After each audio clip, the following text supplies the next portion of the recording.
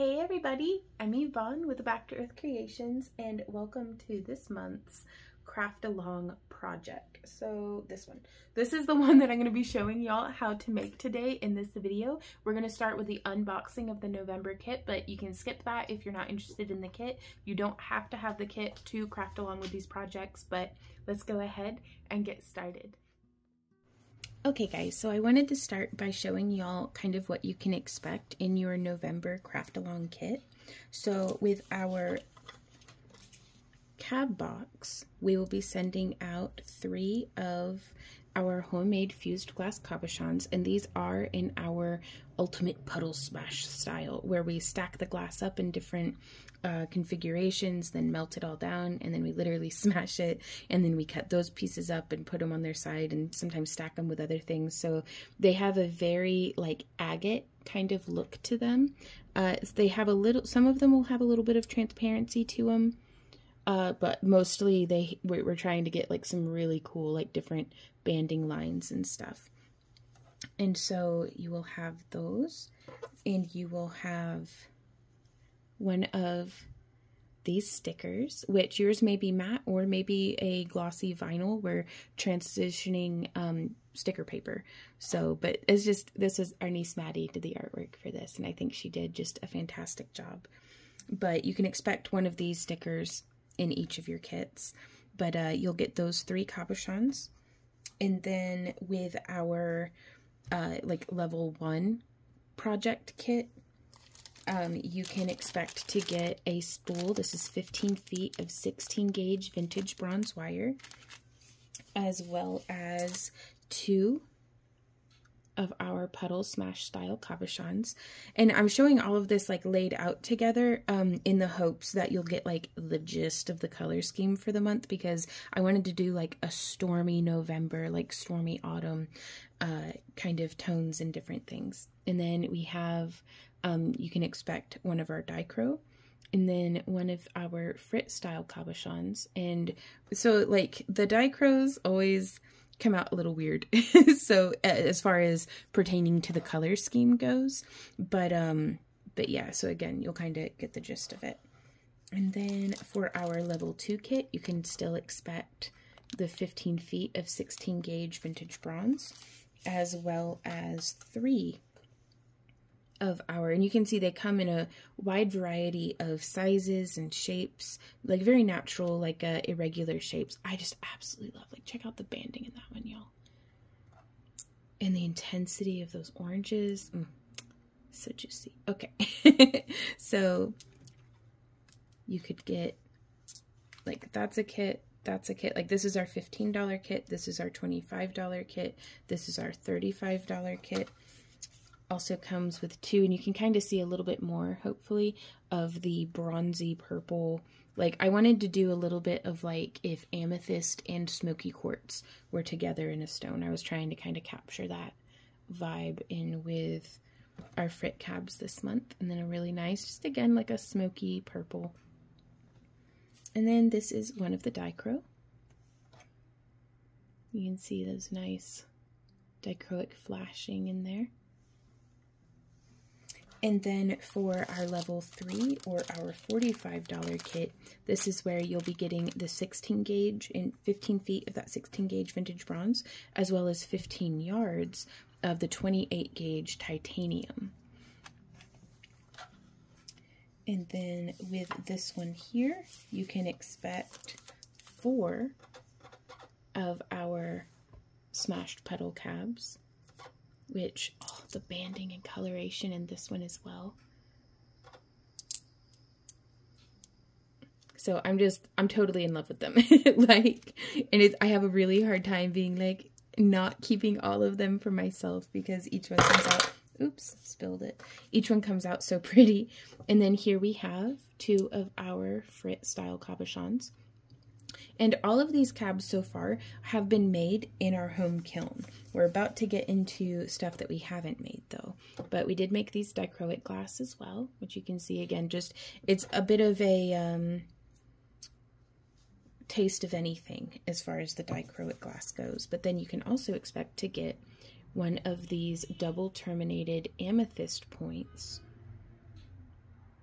with some really beautiful like calcite lines in there. And that's going to be what we wrap for this month's project, though you can use any of these stones in the style of wrap that we're going to be going over with y'all. And then that brings us to, with our $50 or the $55 kit, this is like our jumbo, like level 4 kit where you get the most bang for your buck. You get the 15 feet of 16 gauge vintage bronze wire. You get the 15 yards of the 28 gauge titanium tone. And then 4 of our puddle smash style cabs in kind of this month's color scheme. And then 3 of our Fritz style cabochons that we make in a mold. And these ones I absolutely love. Like sometimes they'll have little bubbles in them and all sorts of interesting little inclusions. And then you will also, you can expect 2 dichroic glass cabochons. Have that beautiful iridescence to them. 1 of the amethyst points. I did not choose the best background color for showing off how pretty these purples are. And then 1 of our big boys. And that is our $55 kit. So now also, this being said, you do not have to have one of our kits to follow along with our projects. So for this project today, you could use the 16 gauge or an 18 gauge as the core wire. And you could use 28 gauge is my preferred gauge to use on this, but you could use a 26 or a 24 or even possibly a 22 gauge as well. But if you were using 22 gauge, I'd recommend using the 16 gauge. So just the thicker of the weaving wire that you'll be using, then the thicker of the core wire you'll want. So with this 28 gauge, I may be able to pull this off even with a 20 gauge core wire. So that being said, let's go ahead and get started into the project. Alrighty, y'all, so when you have picked out what cabochon you would like to be wrapping with this month's project, and again, I know I've said this before, but it's worth repeating, you do not have to get one of our kits to be able to follow along with our projects. So if you don't have the 16 gauge and 28 gauge that came with the kit, I recommend using well, if it's not 16, then maybe an 18 gauge works pretty well. You could also go a little thicker. And with the 28 gauge, you could substitute in a 26 or even a 24 gauge for this project in particular. Now, keep in mind, if you use different wire than what we have in the kit, your stitch counts may be a little bit different than what we're doing here, or weave counts, or however you want to think of it. So in our prototype that we actually recorded with our studio audience over on Kik, shout out to our studio audience, we wove this one based on one of our older tutorials, which there will be a link somewhere, yeah, up on the screen.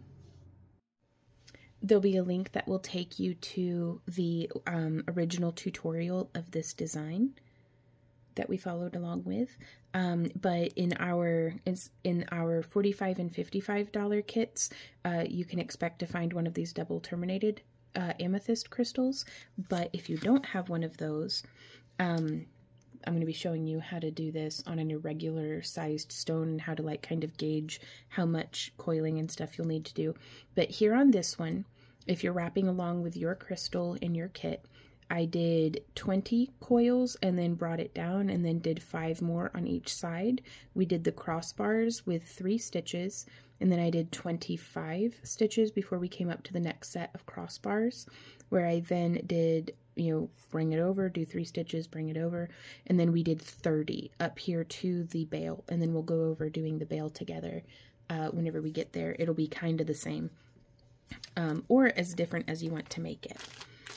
So the nice thing about this is this is one of my favorite designs because it makes such a great frame for everything else. Like you can take this as it is and actually splice in some other weaving projects. Like you could layer that on top You bend things up in different ways, and so you could use this just as the pendant entirely on its own, or you could use it as a foundation frame for then adding in other things. It is also a core fundamental to doing this style of wrap that if you are subscribed to the channel or would like to be, we do have a future tutorial coming out on this style of ring. But again, if you practice this design, whenever this ring comes out, you'll be that much more ready to tackle it. So we always try to have our tutorials build on previous tutorials and different things like that. But it doesn't take a whole lot of core wire either. So the 16 gauge, especially if you're making this out of like sterling silver or something, it's very nice that it doesn't take a lot of wire. I like to use about 10 inches, but I'm going to give myself 12 for this size stone. My stone is about 1.5 inches by 25 millimeters wide. Boom, chicken nuggets and metric system. And then I'm going to do an arm span and a half. No, I'm going to do 2 full arm spans on this one. Yeah, because I'd always rather give myself a little bit extra than not enough. And so that's our 28 gauge wire, or whatever wire you're going to be doing your weaving with. So now I am bringing this around, finding my 2 ends, and then pulling it this away, trying to avoid getting any little kinks in it right from the get-go. And then I'm going to offset by about 5 inches, and that's where I'm going to start doing my coiling.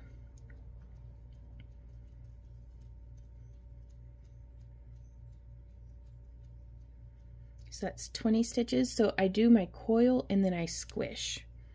And so to start that coil, I've just draped the wire over and then I start coiling around. I'm going to risk zooming in just a bit for you guys so that you can see how these coils come around and settle next to each other.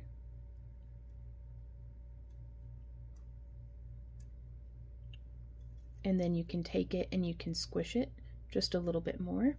My main thing I want to watch out for is I don't want to be back weaving.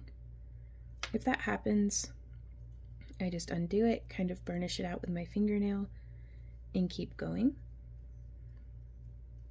And then squish it down. If you do it and they're spaced too far, and then you squish, sometimes it can give you a very irregular looking coil. That's okay. I prefer avoiding it, but you can kind of just tighten things down. Sometimes you can get in there with your pliers and burnish it down a little bit, but I think it's good to practice good foundation technique when you're learning how to coil, because once you get into a good habit, it's much easier to deal with yourself. At least from my perspective, it's a lot easier to deal with myself if I practice good habits than having to constantly be keeping vigilance against my bad habits. So boop, boop, boop, and I've lost count of how many coils that I'm doing here, but what we're looking for, and I'm just going to scooch that down to kind of be in the center, is, whoop, let's zoom back out. Well, we could decide we could have it be curved or we could have it be pointed. I think I'm going to do this one curved. I don't know, I really like the whole pointed look. Let's do it curved just to see, but I'm going to experiment with some other ones as well. You could use the neck of a bottle, a cooking spoon handle, anything really, but I'm going to be grabbing a ring mandrel. Let's zoom out just a little farther for y'all, and I'm going to be using just the curve of my ring mandrel to help me establish the curve to match my stone. And I'm going to just guess and do it at like around a size 6. Just right there like that, just curving it around. Whoop. And then you can test fit, and you can always start to open it up a little bit more from there. But I like just having something to like curve it around. So from here, we've got one wire going all the way off to the right and one wire coming all the way off to the left. And well, I'm getting tangled up on tripods and stuff, but it helps me whenever I'm doing this to just kind of try to have a nice clear work surface. It's not always the case, but it's what I like to try for. And so I'm going to bring the left side over to the right, just pulling nice and tight, almost like if this is the curve of a bow. I'm going to try zooming back in for you. If this is the curve of the bow, this is going to be the bowstring nice and tight. And it's actually really nice doing these ones because they're flat backed. On the crystal or in a regular stone, it kind of pooches out on the back. And so you can just practice and accommodate for that. But on these cabochons, that's one less thing to have to worry about. So there's 1, 2, 3 coils that I'm going to do right there. And then I'm going to take this wire, because that's the one that's going to be coming across the front, and we are going to bring this in and kind of nestle it. You could totally use painter's tape or something to kind of hold your stone in place, but I'm just going to come in and I'm bracing that wire. I'm like kind of cupping it with my fingers. So there's 1, and I do not want to be tugging very hard right now. 2, because now I can just set the stone down and go 3, moving this wire off to the side, coming around nice and tight across the back. And again, we've done those 3 stitches, so that's establishing the spacing between our wires. There's 1, 2, and 3, and now we can place our stone back in. And I'm going to bend these side wires a little bit more to just fit along our stone, bringing this wire across the front. And we've addressed this design in other tutorials as well, but I thought it'd be really fun to tackle here in the Craft Along project for November. So bringing it around the front. Now we're going 1, 2, and 3.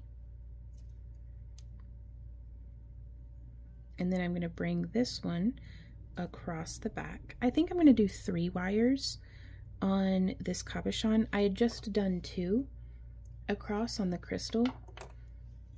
It's artist's preference, really. I mean, I don't think I'd do just 1, not with just a 28 gauge wire.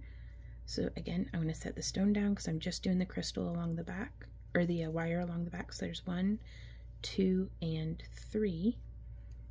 And then placing that back in.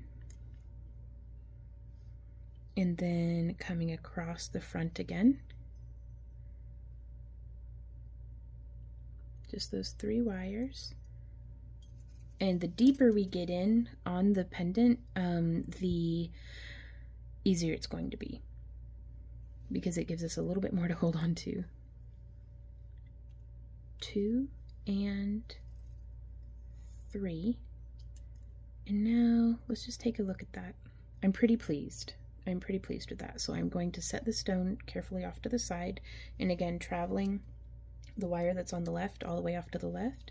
Up here with these guys, I'm just going to take them and bend them outwards just a little bit, and that should make it a little easier to do what we're fixing to need to do, which is to coil a bunch.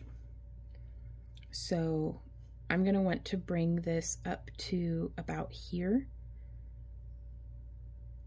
on this stone, which really, honestly, if you had like quite a bland stone, or maybe something like a hematite that's just a very even, smooth surface, and if you're very good at doing like a crispy, clean line across, you could totally just do like that wire texture all the way up the stone. So that might be something to consider doing to dress up what you've got going on. But I don't want to cover up all of the banding and stuff in this glass cabochon we had made. I was tickled pink. I got the biggest compliment today in our kick stream before recording this, and they're like, oh my god, is that a Botswana agate? And I was like, no. It's just some glass that we'd made, but it was such a nice compliment. So there's 4, 5, 6, 7, 8, 9, and 10. And so based off of that, I think I want to do like 40 stitches total. 11, 12, 13, 14, 15, 16, 17, 18, 19, 20. Now also, y'all, there is no reason why we couldn't do this and like be splicing in some really cute like little beads or seed beads or different things. Like the sky's the limit. There's so many different ways that we could kind of dress this up or dress it down. So there's 20, and then there's 21, 22, 23, 24, 25, 26, 27, 28, 29, 30, 31, 32, 33, 34, 35. Now whenever I tighten down 36, I'm gripping here with my fingers, pressing, and doing just a little bit of a cinch. Was that 36, 37, 38, 39, and 40. Now we can really compress that down. So yeah, I'm going to do 10 more. 41, 42, 43, 44, 45, 46, 47, 48, 49, and 50. Yeah, because see how much that compresses down? And I wanted to keep it a nice tight weave as we went around. So now I'm just going to flip it. I'm going to move this wire off to the side, and I'm going to take this one and come off this way. Sorry. Our studio audience is having a dance party in the chat, so all of the emojis have just gone ham, and it tickles me immensely. 3, 4, 5, 6, 7, 8, 9, 10, 11, 12, 13, 14, 15, 16, 17, 18, 19, 20. Y'all, sometimes I'm afraid I'm going to forget how to count, or it's going to be like, did I do those numbers already? Like, it's wild. So there's 20. Oh, 30 more. There's 1, 2, 3, 4, 5. I'm going to zoom out just a bit more so that you can kind of see how I'm interacting with the end of our wire here, and I've lost count, so I'm just going to go. If you are like me and forgetting how to count, you can just eyeball it, or you could measure it, or you could count the stitches afterwards if you're very, very meticulous. But I did want to extend this invitation to y'all that if you enjoy our free tutorials and you'd like to support what we do and all these different things, and we do, you know, our Monday, Thursday, and Friday videos here on YouTube. Fridays we stream currently from 2 to 7 p.m. and our Monday and Thursday videos are usually out somewhere from between 9 and noon. And then we stream on Kick Tuesdays and Wednesdays from noon to 6 p.m. Central Standard Time. And then again on Saturdays when I typically am working on Lampwork Glass from noon to 6, also on Kick. And just coming and hanging out is probably one of the best ways to support the channel. We do have subscriptions and channel memberships and all of that stuff as well. But like, I can't thank y'all enough just for showing interest in what we're doing and helping our channel grow and just doing what you're doing. So thank you guys. We do have links down to all the good stuff in the video comments, as well as all the different tools and materials that we're using, or the video description. Okay, so I think that's good. looks about right. And so now I am paying attention to where the wires are exiting. So you can see whenever I wrap on this side, it naturally would be coming around to like settle into the back. And so I'm going to want to keep that nice and compressed. And I'm just going to wrap around the back side here. and do, whew, slippery. I'm going to cinch in to hold that tension. So there's 1,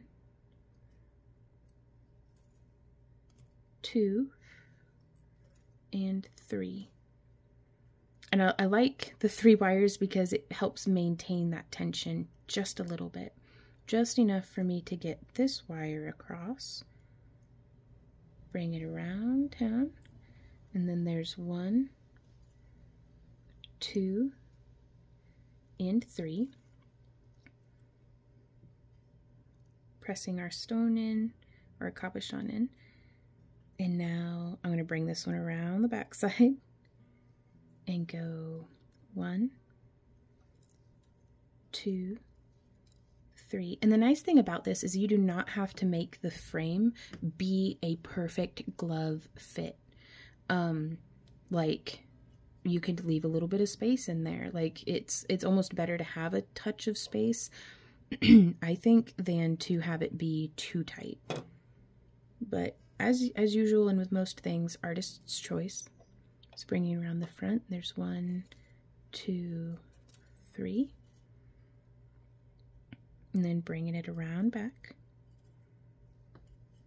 There's 1, 2, and 3. Bringing it around front. There's 1, 2, and 3.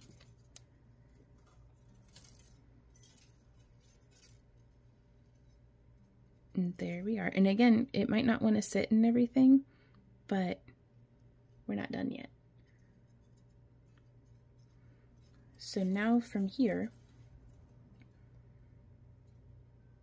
I like doing a little bit more of that bend just to keep the wires from being crossed. 3, 4, 5, 6, 7, 8, 9, 10, 11, 12, 13, 14, 15.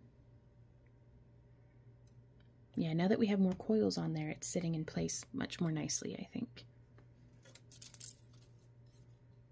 So there's 3, 4, 5, 6, 7, 8, 9, 10, 11, 12, 13, 14, and 15. Getting it smushed back down to where it goes. That's how it's looking on the front and the back. So I think I'm going to do 5 more stitches on each side, at least, because I'm going to, like, we get to make a decision here now. Do we want this wire to come to a point where it crosses? Because there's a little bit of wiggle with our stone. That's okay. To cut down on that wiggle, though, I think I am going to make the decision to have our wire frame curve like this. And in which case, I've gone ahead and curved them around. And now I'm going to come in, and if you can kind of visualize where the center line of your stone is. And I set my pliers just a millimeter or 2. Well, actually, just about a millimeter off from center. And now I'm going to bend this up. And as I've bent, I'm pressing down against the stone. That way it maintains its shape. So I'm going to do that again on this side. Oh, and that's not even in the middle though, is it? Oh, Vaughn. Okay, so if you're like me and you never get the bail right in the middle, that's okay. We'll make it work. So I'm going to bend it back. And then I'm going to come into where I should have been. And I'm going to maintain that same style of pressure and just bend up. There we go. Because I want it just a little offset to the side of where the center line is. Because I actually want the center line to be falling between where our 2 bail wires will be. So just coming up in here gripping everything, and a bend. Getting those wires untangled from each other. They do not have to be straight and perfect. But now we can bring that together. Oh, I'm very happy. Good, good, good.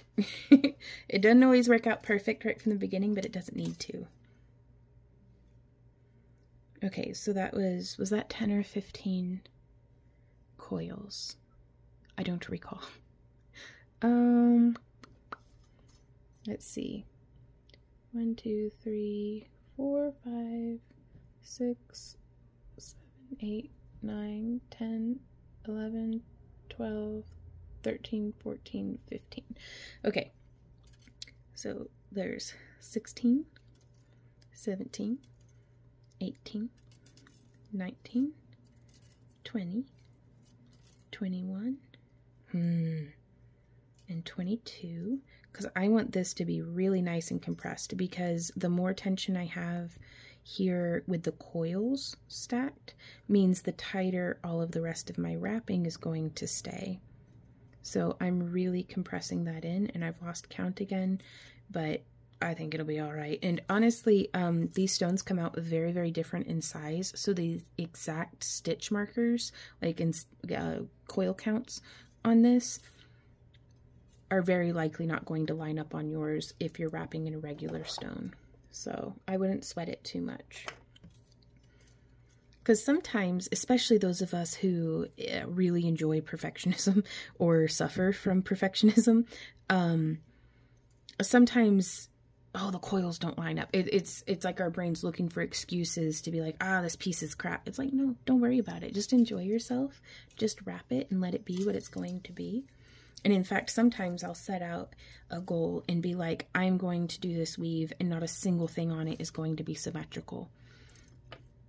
And just to give myself permission to make something kind of horrible, or at least what my mind is perceiving as horrible, just to let myself have the space to be creative and have fun. So, don't sweat it. But if you understand the reasoning behind, you know, why you might want so many coils of this or that, then you can work towards the end result without having to stress about the exact number of stitches or coils. So I'm just getting that compressed together, and then I do a bit more coiling. That way it'll hold that tension of coils. So there we are. And so now, when you've decided that it's nice and tight, there's not a bunch of wiggle on your wires. Now these front ones, they're going to have a little bit of movement to them, but that's completely normal.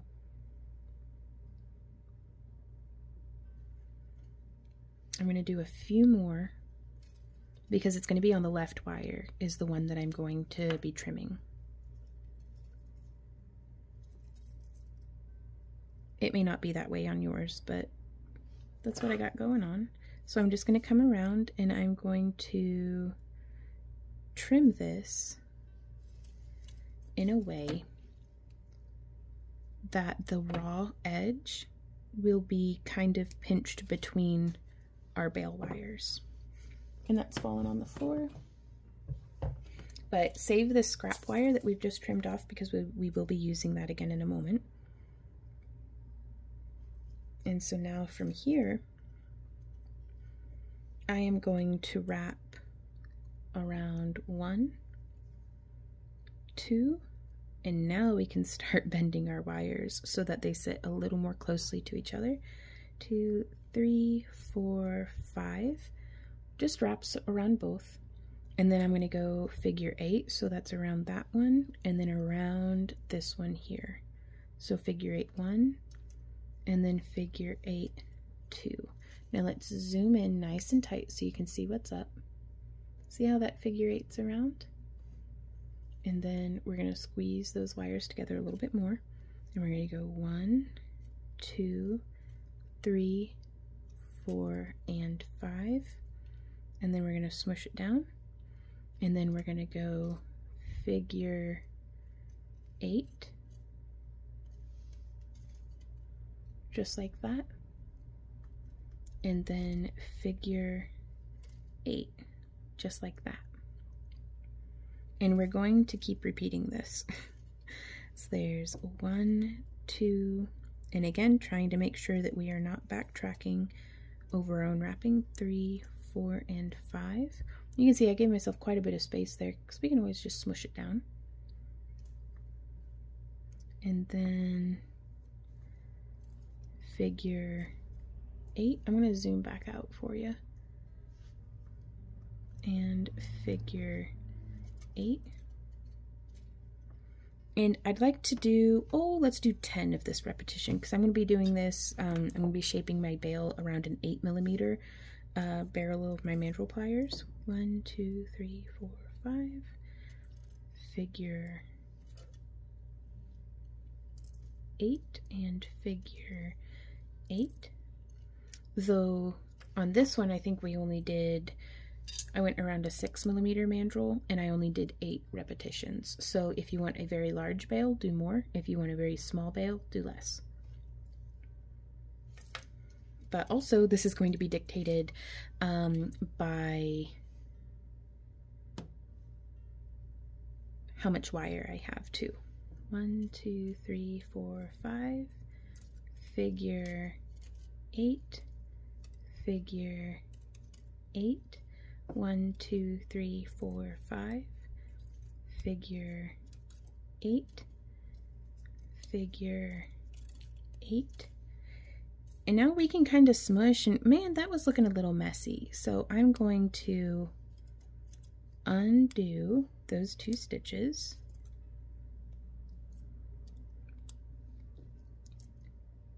Because there's no reason to rush. There we go.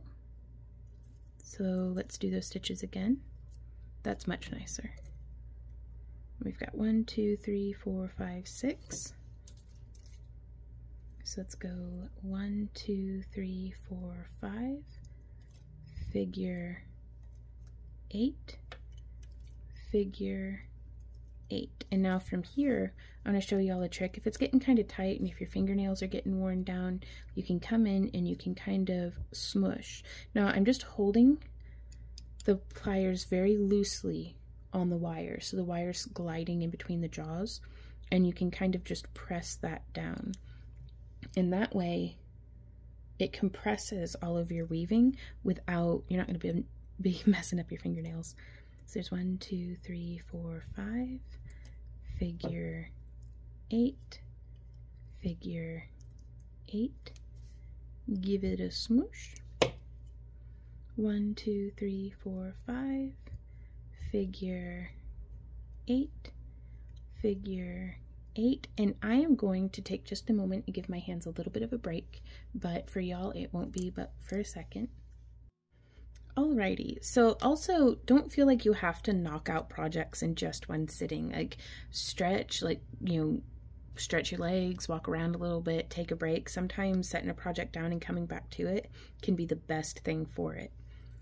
So let's see, we're at 1, 2, 3, 4, 5, 6, 7, 8, 9. Ooh, let's do one more. 1, 2, 3, 4, 5. And then I'm going to complete it with the 2 figure 8s just as we had done before. And then with this last little bit of wire, I am going to split these into a broader V. And let's go 1, 2, 3, 4, 5, 6, 7, 8, 9, 10, 11, 12, 13, 14, 15, 16, 17, 18, 19, 20, 21, okay. So about 21 stitches. It's not a whole lot, but it lets me know how much, we can do more than that. So I'm going to show y'all how to splice in. So we have that 21 stitches, right? And so keeping in mind the same direction, I try to be consistent about what direction I tend to do coils in, just so that if I need to splice something in, I don't have to guess. So going in the same direction that you were originally coiling, I'm just folding a piece of wire over with about an inch or so of tail, and then wrapping 1, 2, and you can see these are nestling in between. You don't want it crossing over because that's not so subtle. Or I don't know, maybe you want that. That could definitely be used stylistically, but I am just nestling this wire in between the other wires. And I try to do it, I've lost count, but I try to do it where there's about a 1/4 inch to a centimeter of overlap of where the old wire ended and the new wire spliced in. Like I want to give it a nice bit, especially if we're going to be bending it, because if I had just butted the ends of my coiling up, like here's a little piece that I might be able to demonstrate with.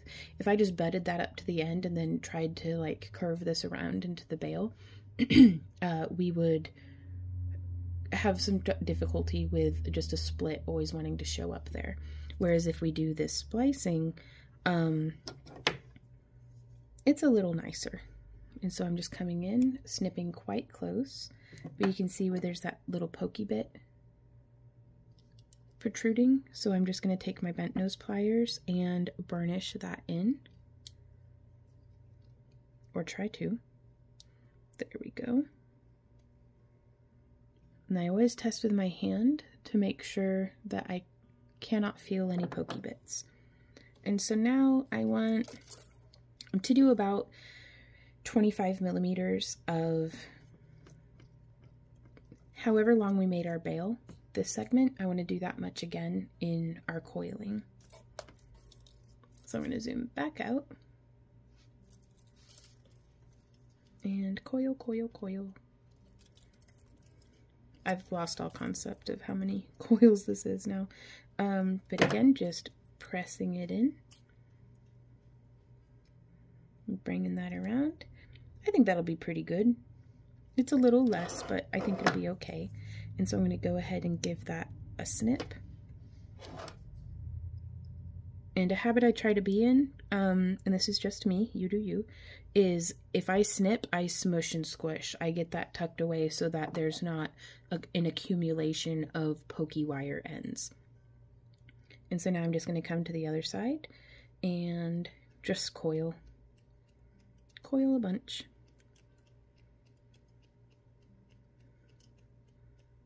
Coil, coil, coil. And I still get quite a few questions from folks asking about, you know, well, why don't I use a drill for doing this? And I think there are some instances when using a drill for coiling can be a very good economic use of your time and energy. But on pieces like this, where there's like some stuff going on, it would just be kind of spinning around like crazy in a drill. And I do think it's a good idea to have a very solid foundation of knowing how to coil. And so if you're just starting out, I almost recommend against using a drill. You know, just as it's good to use the tool because it's helping you, not because you have to be getting it. Like, if you can't do it without a drill, you might want to work on your fundamentals a little bit. But also, especially with my hand injury earlier in this year, listen to your body. And if it just hurts your hands to do this, I would be taking the core wire that I'm using and chucking it into a drill and making my coils on that, then slide them off and then bring them over onto here and slide them on. So I tend to not use a drill because you, as the one watching this tutorial, may not have a drill. And you may need to brush up on your fundamentals. I know I always want to brush up on my fundamentals, but listen to your body and respect that. So if you use a drill for every single thing, do it. But it's good to just be aware, you know. But so hopefully that might broad catch a lot of the questions about when and how and where to use drills. But yeah, if I needed to use a drill to do this, I would not chuck in this piece into the drill, I would have a separate piece of 16 gauge that I probably would like bring off of the spool and then run through my nylon jaw pliers quite a few times to have be very, very straight and stiff, as well as work hardened, which would make it a little bit stiffer. So those are just my thoughts on that. Okay, so now we have both of these more or less roughly the same size. And I'm just gonna snip. Now, if you're making your coils with a drill off piece, whenever you snip it, wait until you get it onto the piece to squish and smush your ends, because that can actually make it a little tricky to get on and off the ends of your wire. Oh, okay, well, it's coming together, y'all. Oh man, when I flipped it, that side's way longer. And if that's the case, that's okay. You can always trim some off. So just removing that bit. Getting back in there, getting it smushed. All right, that looks pretty good. And now from here, I am going to use the mandrel pliers. You could use a pen or a knitting needle or anything that you might already have. And I'm going to grab here kind of on our last 5 wrap. And I am going to bend towards the front and whoop, keeping that tension pretty nice. I'm bending these 2 wires around. And then I'm going to continue bending it around. And also, you don't want to be death gripping with your mandrel pliers, because that may bite into your weaving. But I just bring that around until where those bisect. Is that the right word? Anyways, where those 2 go like that, it'll wrap around. And then we're just going to continue doing that. Now, that's the only thing with the mandrel pliers is I oftentimes have to remove them just to reinsert them to get like where I'm not in my own way, but I do like them. Okay, so there's that. And now from here, I'm going to put in a smaller mandrel and press towards the top and kind of taper it down, if that makes sense. Like I'm pressing the mandrel towards the top, that way it tapers up that way. And this is just me having fun. You could do however you like. And then we're just bending. There we go. Nice squish. There we go. And so from here, right here is where I'm going to do my snip. It's at the bottom of that curve. And that way it's not visible. It's not coming back enough that it would be brushing against your skin or clothing. But I still like to take it and kind of just bend this end up and in. And I'm bracing against my thumb there. So we've kind of, you know, I think I'm just going to loop it. Make like a really small, there we go. And again, that way we can still, if you pretend like this wire here is our chain or our beading cord, it'll still sit real nice, but that little end will be bound off. So with that being the case, maybe if we use our round nose pliers, we can just bring it, oh, that was much easier. Okay. And so you could finish it with a little loop like that, or you could just tuck the ends in like how we did on this piece here. But that is a way of making this style of pendant.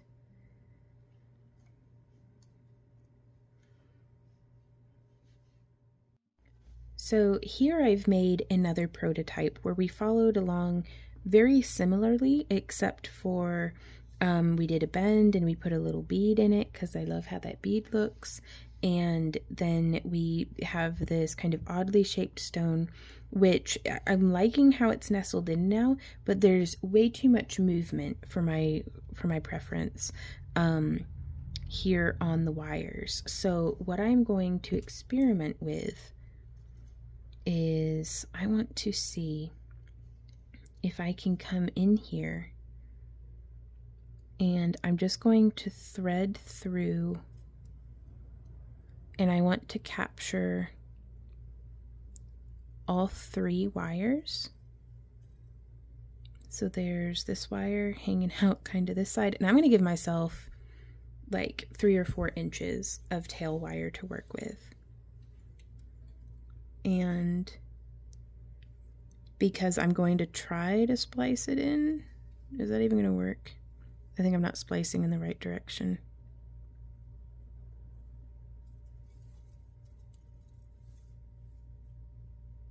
I don't know, we'll figure it out. But I'm going to come through here and wrap around all 3 of these wires, and that will be 1 wrap. And so now I'm coming in right here again, pulling through, and we're going to tighten down.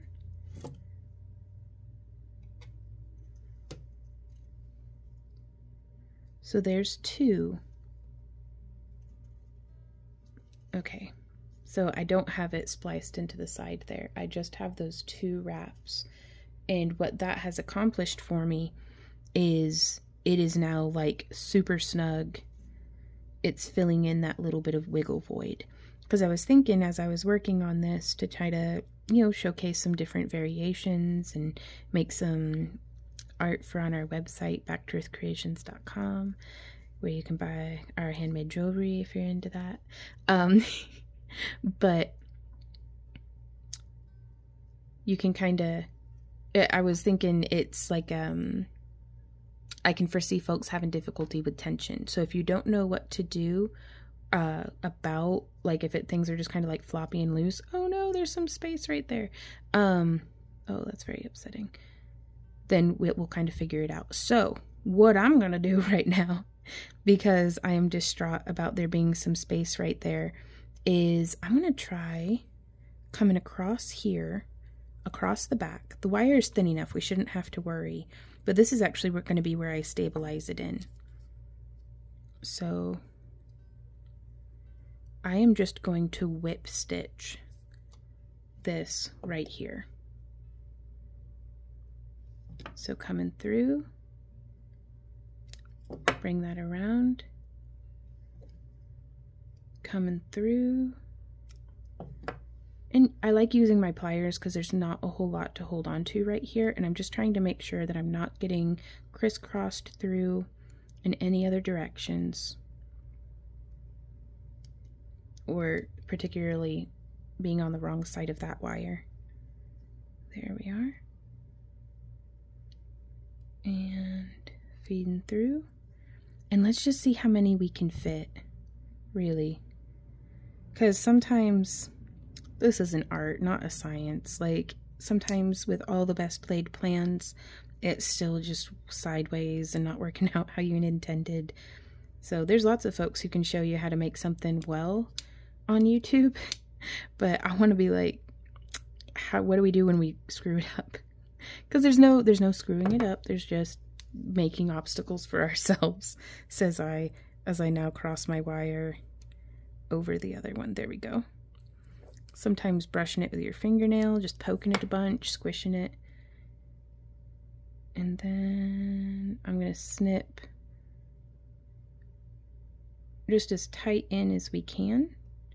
And these wires, ooh, I don't want to snip the wrong wire though. Oh, okay. Oh, that was almost bad.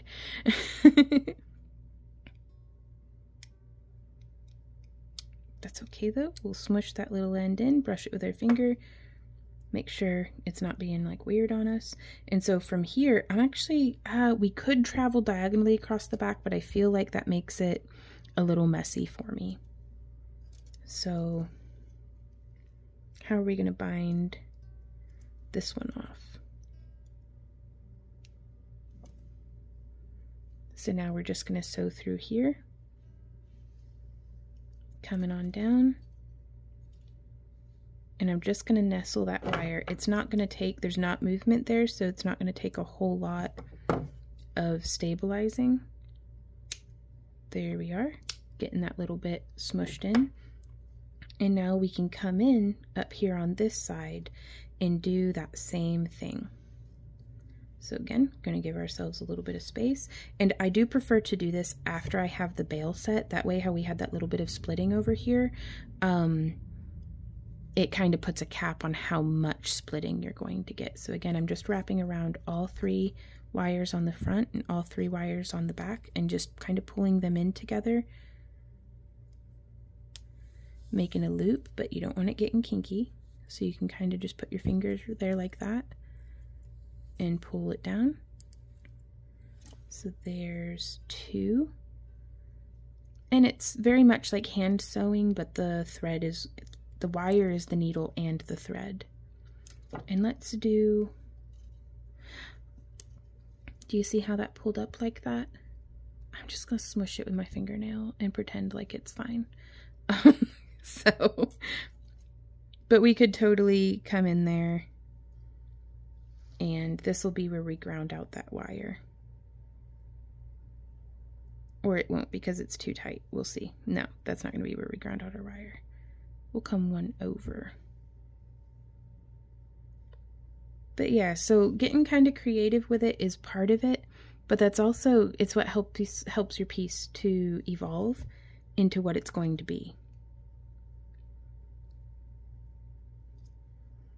So, but just trying to get consistent about how those wires nestle in with each other. Once you get that technique down, then you'll be able to take it with you wherever you go in your wire wrapping.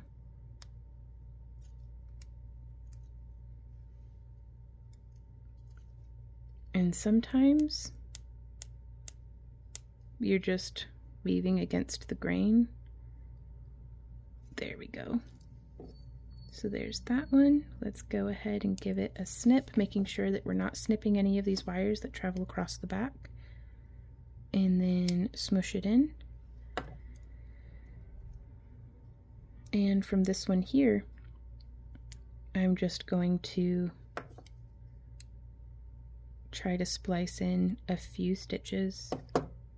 It's not as perfectly pristine as if we didn't do it, but if you were shooting for pristine and it didn't work out, this is, I think, a pretty decent way of recovering.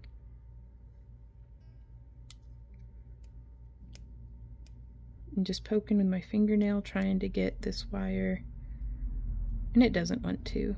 I'm trying to get it to nestle in with the others. And this is where using the zoom feature on my phone can actually be really, really handy, because then I can see where it needed to be laying in.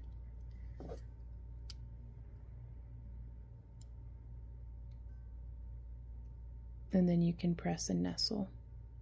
So there we are. Snip and smush. Just burnishing that in. So that's another way that you might be able to add some fun variations to this design, as well as troubleshoot any kind of hiccups that you might run into. So these are some of the different variations that we were able to get made in the tutorial. So this is the one that I made to kind of like warm up. And then this is the one that we made in the tutorial.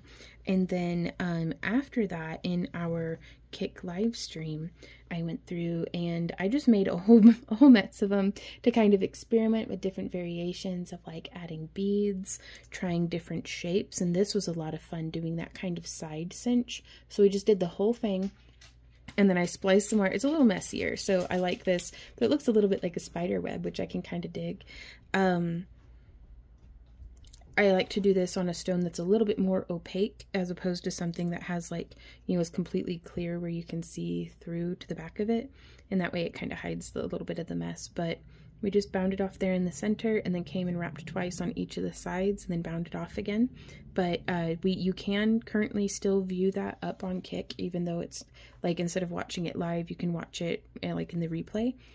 Though I think that only stays for about 8 months. So we'll have to see if we can back that up on our website or something. And here we have some different veil styles and doing beads along the edges, which was a lot of fun. And I really liked doing this one. So this one as well, more with the beads and different veil styles. So yeah, there's a lot that can be done with this, and I'm really excited to see what y'all do. And then also we made 5 of these pendants were made with the materials that just came in the kit, with the exclusion of the addition of the beads, before I ran out of our 28 gauge wire. But then I still had enough core wire to do these 3, and I could do 1, 2, 3, 4, 5, 6, 7 more still, in this design with more, you know, of the weaving wire. So I think that's pretty cool. So it's like, yeah, that's like 15 that's 15 pendants, y'all. That's pretty cool. But yeah. Hey guys, thanks so much for hanging out with me during this video. If you have any questions, comments, or ideas, please leave them down below. I love hearing from you guys. And thank you to all of the folks who sent in some beautiful pictures of their artwork, of their different wire wraps and things that they've made following along with our tutorials and or using our materials. So if that sounds like you and you would like to have your artwork displayed up here, be sure to send us an email with backtoearthcreations@yahoo.com, an email to backtoearthcreations@yahoo.com with pictures attached of your work that you'd like featured, as well as and that's if it uses materials that you've gotten from us, or if you followed along with one of our tutorials, like as well as what name you would like to be presented with, because otherwise we'll be kind of like, we don't know if you want your whole last name or just your last initial, or if you have a business name you'd rather us promote. So just let us know that info whenever you send us the email. And thank you to everybody. You guys inspire me so much with just how creative and hardworking you are too. Like, and y'all take what we present in our tutorials and make so much more with it. So thank you guys for being awesome. And I think all the stuff's down in the video description. Like if you want to join the Happy Crafter Club or get your own kit, whether it's a subscription or a single time purchase or anything like that, should be down in the video description. If you have any questions, just ask, and we will see y'all next time. So, oh, now we do shop updates every Monday. We stream over on Kik on Tuesdays and Wednesdays, and that's actually where this video was recorded, was in our Kik stream. And then we have a tutorials here on YouTube every Thursday, and we do a Friday live stream here on YouTube from 2 to 7 p.m. Central Standard Time, and then we stream again on Kik doing lampwork glass on Saturdays. And all of our Kik streams are generally from noon until 6 p.m. Central Standard Time. So I look forward to seeing y'all there, and until next time, happy crafting. Mwah! Bye guys.